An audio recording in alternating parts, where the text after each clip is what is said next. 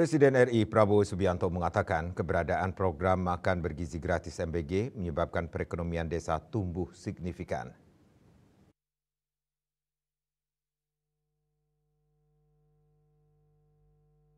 Dikutip dari kantor berita Antara, ia mengatakan perputaran uang di desa akibat MBG mencapai 6 miliar rupiah dalam kurun waktu 1 tahun.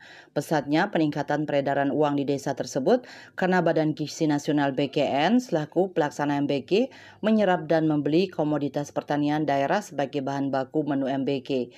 Setiap satuan pelayanan pemenuhan gizi SPPG di tiap desa yang menjadi dapur MBG tentunya akan menyerap berbagai komoditas sayuran dan protein yang diolah menjadi menu dalam MBG. Pada akhirnya, perekonomian di desa dapat tumbuh signifikan.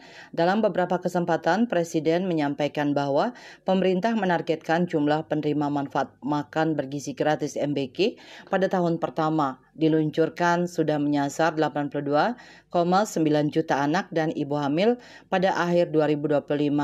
Menurut Presiden, tidak ada program pemberian makan gratis di dunia yang membuat ibu hamil juga menerima manfaat dari program tersebut. Kepala Negara menjelaskan bahwa pelaksanaan MBG pada ibu hamil dilakukan dengan mengantarkan makanan tersebut langsung ke rumah penerima manfaat.